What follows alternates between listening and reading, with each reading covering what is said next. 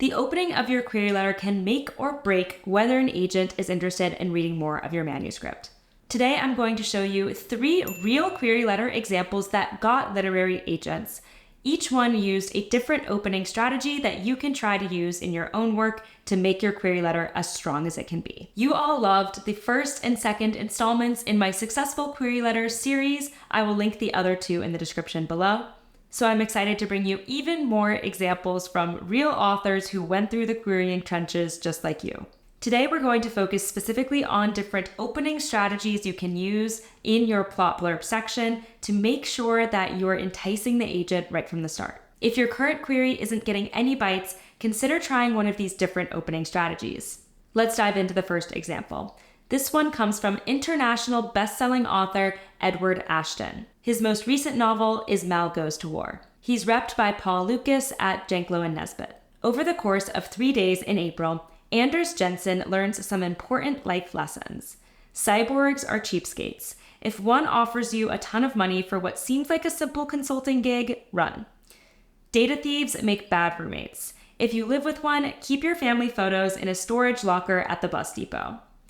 The guy at the donut shop gives everyone 13 donuts when they order a dozen. He doesn't really like you. If you find yourself in a love triangle with a barista who might also be a ninja and a short-tempered Neanderthal, go with the cave lady. In a world divided between the genetically engineered elite and the Homo sapiens masses, Anders is an anomaly, heavily modified, but still living in a rented room next to a crack house. All he wants is to finally land a tenure-track faculty position and maybe meet a nice chimera. But when a nightmare plague rips through Hagerstown, he finds himself dodging kinetic energy weapons, rioting Homo sapiens, and a donut store clerk who's not as polite as he seems, all while trying to avoid his new girlfriend's government assassin ex. As Baltimore descends into chaos, Anders has 3 days to determine what really happened to the people of Hagerstown before simmering tensions between the engineered and the unmodified erupt into open warfare. 3 Days in April is my first novel and is complete at 89,000 words.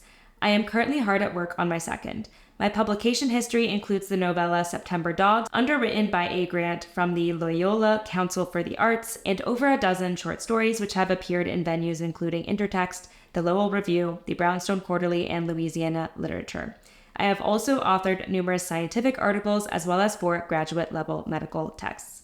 The plot blurb in this query letter really stands out because it's written in a distinct narrative voice that mirrors the voice we are going to encounter in the novel. The first line makes us eager to learn what those lessons are that the protagonist learned. And after outlining those, the author goes on to introduce some intriguing world-building details with the line, "In a world divided between the genetically engineered elite and the Homo sapiens masses." Something else that stands out here is that the author very clearly identifies the protagonist's objective in the line, "All he wants is to finally land a tenure-track faculty position." This gives us a good sense of who our main character is and what they're working toward, which naturally makes us intrigued and invested in seeing where their journey goes. 2 super interesting points about this query letter. You'll notice that there are no comp titles. Also, the author doesn't specify a genre for this novel. I do typically recommend including both of those pieces in your query letter, but this query letter goes to show just how important a strong plot blurb is and how far it can take you. The entire letter clocks in at just 305 words. Let's see what the second example is all about. This comes from Lina Chern, who's the author of Play the Fool, which came out last year and won the Mary Higgins Clark Award. She's repped by Joanna McKenzie at Nelson Literary Agency. And note that her book had a different title when she was querying. Thank you for requesting my Pitch Wars manuscript Hot Streak. Complete at 99,000 words, Hot Streak is a standalone mystery with series potential. For cynical tarot reader Katie True, a keen gut and quick wit are just tools of the trade. But when a tarot reading gone wrong reveals her sly goth friend Marley's murder scene behind the mall where they both work, Katie's razor-sharp instincts are put to a deadly test. Hot on the trail of the small-time suburban mobster Marley was dating, Katie starts stacking up clues. A stolen bag of cash, an old high school yearbook, and a cheap locket that may hold the key to Marley's murder. Jamie Roth, a soft-spoken local cop, is skeptical of Katie's breakneck DIY sleuthing, but her oddball energy draws him in, and soon the pair can't stay away from the case or each other. But the truth has deadly consequences, and Katie's recklessness lands her in the crosshairs of the mobster's second-rate crime crew, as well as a shadowy organization pulling strings behind the scenes. Now Katie must use her street smarts and her inner strength card to get all the facts to fit, or risk losing everything she's worked for, her newfound confidence, her budding romance with Jamie, and even her life.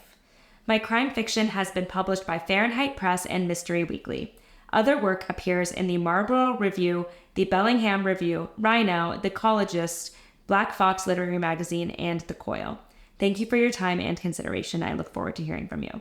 At the top of this query, you'll note that the author mentioned Pitch Wars, which was a mentorship program designed to connect emerging authors with established authors who could help them develop their novel. This program has since shut down. Looking at the plot blurb, what stands out to me are the character details the author includes. In the first line, we get cynical tarot reader Katie True, which immediately gives us a sense of the protagonist's persona. We also hear about the secondary characters in the lines sly goth friend Marley and Jamie Roth, a soft-spoken local cop.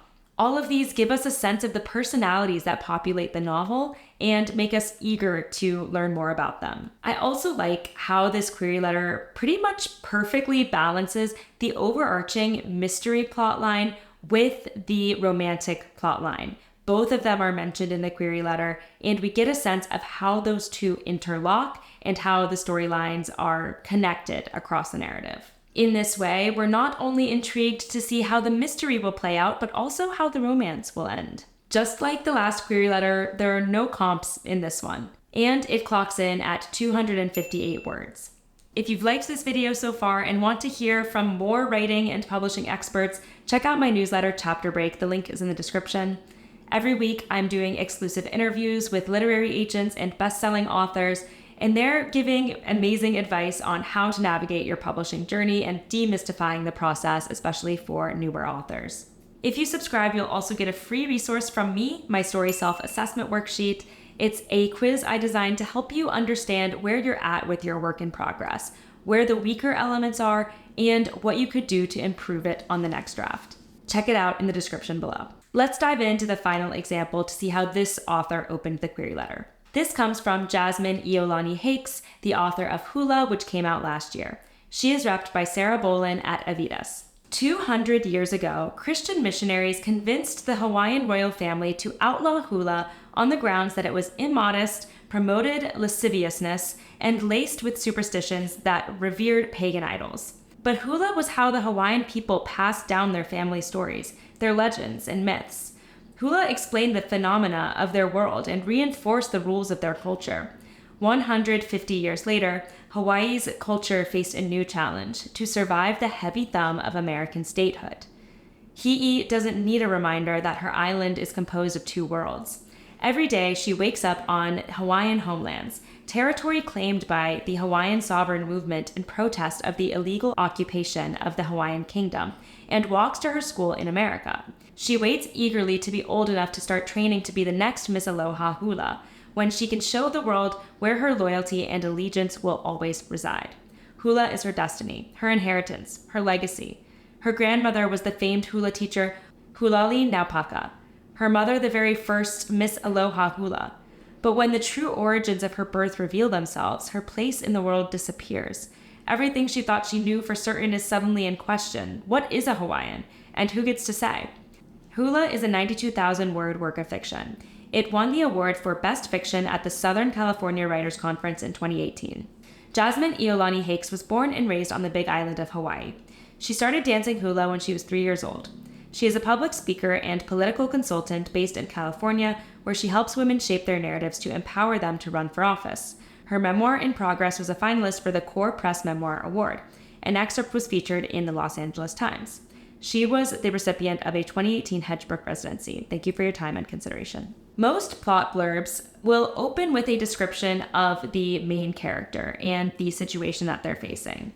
This one takes a different approach, in that it gives the reader a sense of the landscape that the main character is operating within, which is so crucial to her journey. The author's giving a bit of exposition here, providing details on the history of hula and the history of Hawaii. Because this cultural context is so critical to the story and the character's journey, it makes sense to open the query letter with it. And it may also teach the reader something that they didn't know about the history of Hawaii and hula as well. I really like how the author presents the protagonist Hi'i's internal conflict that she faces. We're told exactly what her goal is, as well as what conflict gets in the way of her achieving that goal. Like the first query letter that we went through, there's no specific subgenre listed, the author just presents it as fiction. And like all 3 query letters today, there are no comp titles listed. The total word count of the query letter comes out to 323 words. Now that we've gone through all 3 query letter examples, let's break down each of the 3 opening techniques that they used. In the first query letter, the author poses a question of sorts to create intrigue. Here's that first line. Over the course of 3 days in April, Anders Jensen learns some important life lessons. Naturally, the agent is going to want to know what those important life lessons are, which makes us want to dive deeper into the plot blurb. The second query letter does a great job of opening with character and establishing the status quo of their life. This helps us form an immediate connection to the protagonist and makes us intrigued to see how their life is going to get upended by the events of the story. That opening line reads, "For cynical tarot reader Katie True, a keen gut and quick wit are just tools of the trade." We don't yet know where the story is going, but we can sense that Katie's life is going to change forever and that her role as a cynical tarot reader is going to play a part in that. And finally, the third query letter example opens with some expository detail that sets the stage on which the story takes place.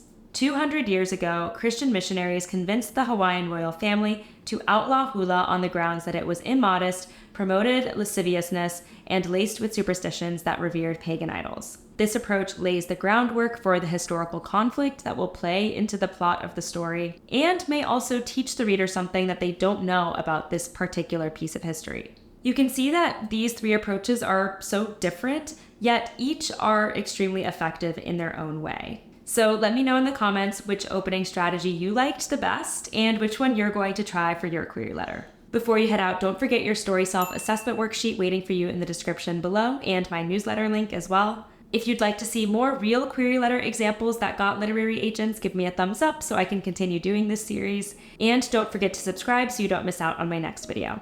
Thanks so much for watching and happy writing. Bye.